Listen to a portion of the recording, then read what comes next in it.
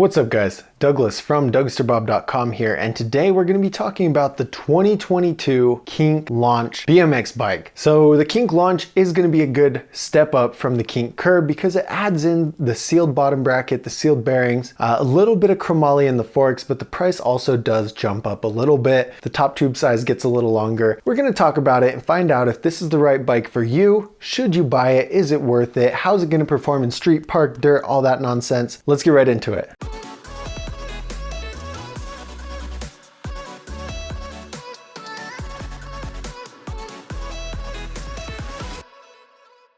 Okay, so the 2022 Kink Launch. I think this is an okay bike, but I'm not a huge fan.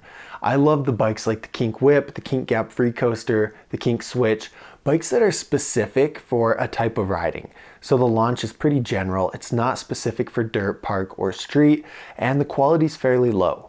So, I'm pretty picky though. So this is a $409 bike. The 2021 Kink Gap was actually cheaper than the 2020 Kink Launch, which blows my mind. The prices have gone so far up on these bikes, and it makes me really sad that you guys shopping for bikes right now have to pay the extra price because of the shipping wars and all kind of, things that I'm not going to say on YouTube. I don't want to get flagged, but there's a lot of stuff going on, okay?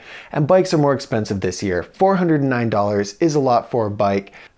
And back in the day, last year, you used to be able to spend around $500, get a full chromoly bike with double wall rims. That's not going to happen this year. So $409 in 2022 standards is fairly decent. All right, I touched on the quality a little bit. It is not the best quality. It's full high tensile steel, single wall rims. The bearings were upgraded and they're sealed over the Kink Curb, but that's not enough because the forks are mostly high tensile steel. They have a chromoly steer tube. Chromoly steer tube is something that drives me kind of crazy because if forks are going to bend, it's going to be on the high tensile steel legs and not necessarily on the steer tube. So anyway, still low quality there. High tensile steel bars. I said the single wall rims already. It's just really low quality bike. It doesn't come with pegs. It doesn't come with hub guards. It doesn't come with the gyro. It doesn't come with dirt specific gearing. And it's actually pretty heavy. It weighs 26.4 pounds. So you want to get a lighter bike, as light as you can get, because it's going to be a lot easier to maneuver. There's a lot of different ways you can shave down the weight. Just Google it, but just know it's fairly heavy. So the geometry, a 20.25 inch top tube. Like I said, this is a little bit longer than the Kink Curb. Look at the Dougsterbob size guide to see if this is right for you.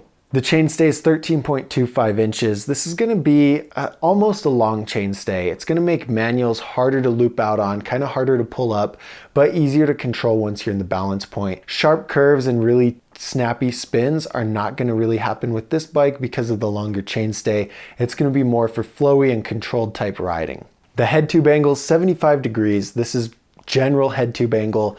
Some bikes are really steep at 75.5 and some bikes are really mellow at 74.5. This is average. This is what most are. Now the standover height is 8.75. I'd say about 9 is pretty normal. So this is a little bit lower, not enough to make a huge difference. You're going to notice that it's harder to pinch your seat. So toboggans are harder to grab, bar spins are harder to throw, but tail whips and foot jam whips are going to be a little bit easier. Now let's talk about the Dougsterbob Scores. This is a scoring system that I created to figure out how good each bike is in park, street, dirt, how good's the quality, just a million different things. The link's in the description or I'll pop it up on the screen. You can download it and get your version of it so you can look at every single bike and see how good it is for each discipline. Figure out what you're interested, check it out, see if it's good for that discipline, and it'll save you a lot of time. But in the street section, this bike only scored a 1.25. We're gonna have to round that down to a 1. It doesn't come with pegs, it doesn't come with hub guards. The quality is really low, so it's not gonna withstand big drops or big gaps. It's just gonna be hard to be really street specific. Now in the park section, the Launch only scored a 3.33. We're gonna round this down to a 3.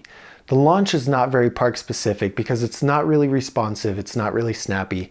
The tires aren't park specific, and it has gyro tabs, so you could put a gyro on it, but it doesn't come with a gyro. So a lot of the specific things that you look for in a park bike aren't on this. In the dirt section, it also only scored a 3. It's not dirt specific. The geometry is a little bit longer in the back end than some, but then again, it's not super crazy like the Fit Trail or something like that. The gearing system is not built for dirt, and it's just, again, you can make upgrades to make it dirt specific, but it doesn't come that way right out of the box. The quality is a 1.5, so we're actually going to round this up to a 2. This is a really low quality. The only reason it scored a 2 is because that little bit of chromoly in the steer tube does bump it up a little bit for the quality. And with the sealed bearings, that helped it out a little bit also. Now the Dougsterbob score is a 3.3. This is very low, but the price to quality ratio is half decent. You know, for when you spend $409 in 2022 standards, you're getting a fairly decent bike for that price. So some of the potential issues that I see with the Kink Launch is that it is not built to last. You want to get this if you're just starting out in BMX, and that's going to be fine. But if you're progressing really fast or you've been riding for a while, get something a little bit better because parts are going to break for you. I see you progressing, doing a 360 down a 4-stair and realizing that your back end's tweaked, or nose casing a dirt jump and folding your frame in half. I don't want that to happen to you. So if you're going to be riding at that level, avoid these issues and get a higher quality bike. Let's paint a picture describing who the Kink Launch is for.